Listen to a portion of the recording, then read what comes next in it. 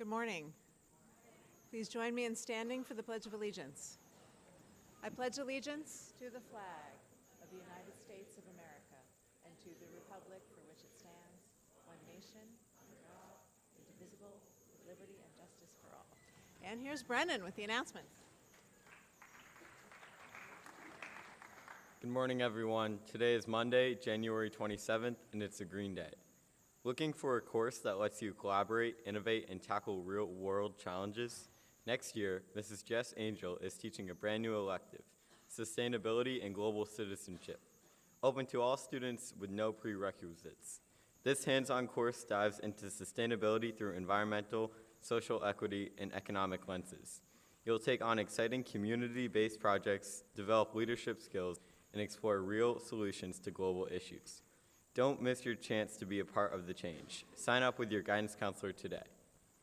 The newly formed Helping Nature's Victims Club would like to remind you that our first meeting will be tomorrow after conference period in Ranger 212. We're looking for interested students who have many kinds of different skills and anyone else who just wants to see what we're about. Hope to see you there. There are 4 more days to participate in the bulletin board challenges outside of student life. Students, no one has guessed the Name That Hilltopper. Prizes are restocked. Go guess. Many thanks to the advisories and students who found time on Friday to make Valentines for our St. Johnsbury senior citizens. Many elders in our community don't have friends and family close by. The Valentines brighten their day and assure them we're thinking about them. If you haven't had a chance to make any yet, no worries. We'll have a table set up with Valentine supplies in the library on Tuesday, Wednesday, and Thursday so that you can make them in your free block or after school. The NEK Agency on Aging will deliver them for us before Valentine's Day.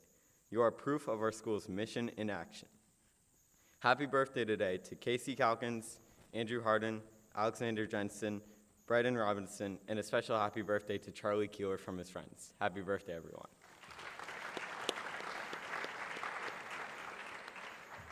Today in sports, we have JV and varsity boys basketball versus Rutland at 5:30 and 7. Thank you and have a great day.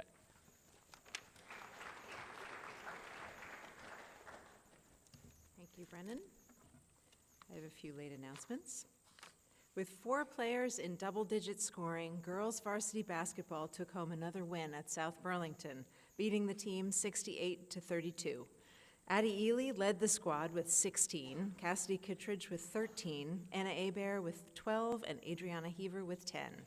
The JV girls also beat South Burlington 52-7.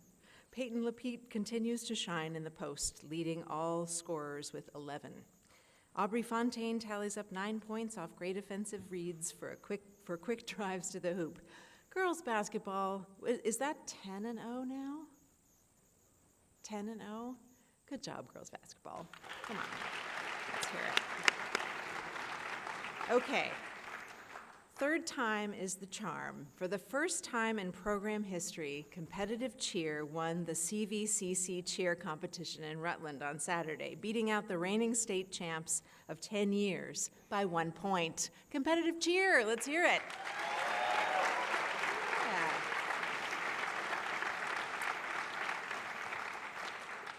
The gymnastics team took their 5th win of the season on Friday, beating Burlington 111.15 to 26.8. Lydia Ruggles took 1st all around and Peyton Thompson took 2nd. Good job, gymnastics. All right.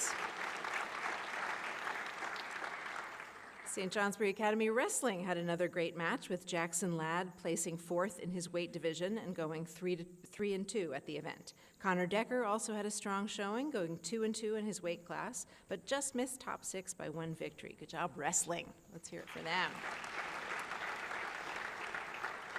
And finally, congratulations to the boys and girls indoor track teams, who were both the state runners-up for Division I yesterday at the State Indoor Championships. When many SJA athletes rose to the occasion and saw a number of personal bests and exceptional performances, Isaac Lenzini, Lola Ide, Eilish Murphy, Ellie Reed, Maggie Langless, and Faith Lawton, and many others. Several SJA athletes have earned a spot at the New England Championships on March 1st. Indoor track, nice work.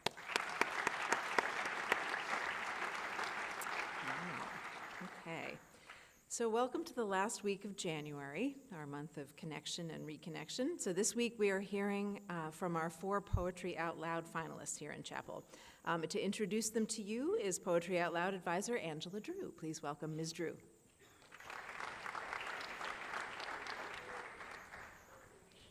Good morning. You might remember we heard the first round of the Poetry Out Loud finals in December, and today and tomorrow we're going to hear the second round of the finals. Today we'll hear from Hannah and Taryn, and then tomorrow we'll hear from Addie and Marcus.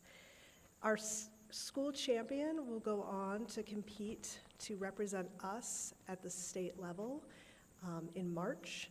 The semifinals will be at the Barry Opera House, and the finals will be at the Flynn. So we're looking forward to following our finalists' progress through that poetry journey. But first, we're going to hear from Hannah.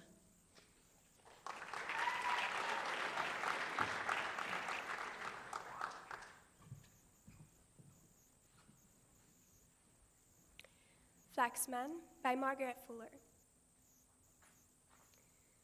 We deem the secret lost, the spirit gone, which spake in Greek simplicity of thought, and in the forms of gods and heroes brought eternal beauty from the sculptured stone.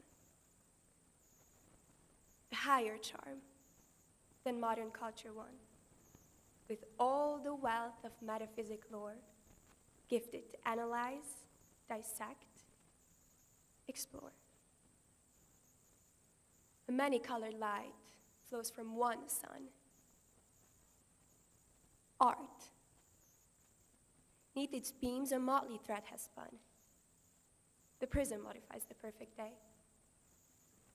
But thou hast known such mediums to shun,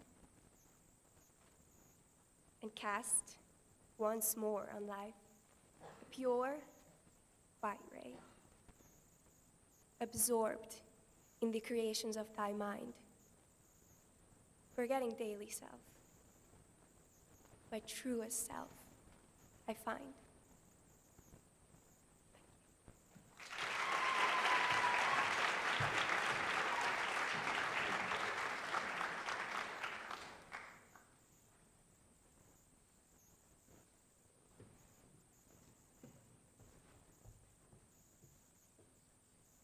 On the Death of Anne Bronte by Charlotte Bronte. There is little joy in life for me and little terror in the grave. I've lived the parting hour to see one I would have died to save. Calmly to watch the failing breath, wishing each sigh might be the last, longing to see the shade of death or those beloved features cast. The cloud, the stillness that must part, the darling of my life from me, and then to thank God with my heart, to thank him well and fervently. Although we knew we had lost the hope and glory of our lives, and now benighted, tempest-tossed, must bear alone the weary strife. Thank you.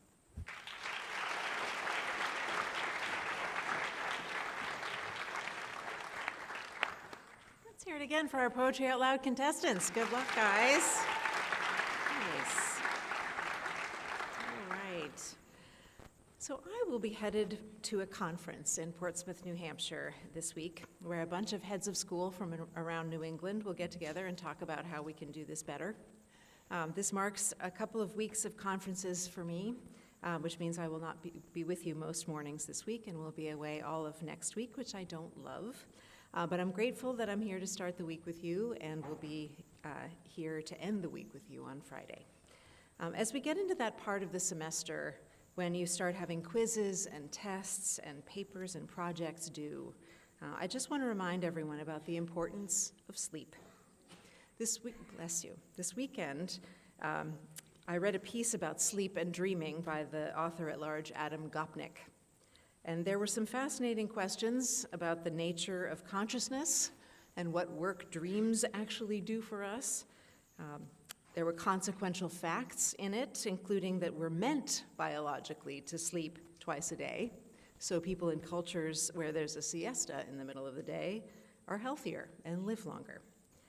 There's this very stark statistic that I haven't been able to shake, which is that people who don't get enough sleep simply don't live as long.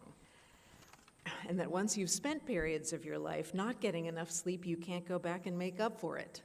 The damage is already done. So we know that getting up so early is hard for teenagers because of this particular moment in your development. And in my dream world, school would start about a half hour later, at around 8:30, which is when the American Academy of Pediatrics suggests. But in the meantime, please remember to sleep as many hours a night as you can, given everything that you're doing. And we'll think about how to get that siesta in there. Thanks again to our Poetry Out Loud contestants, and we wish them luck. Have a great day, everyone. Faculty.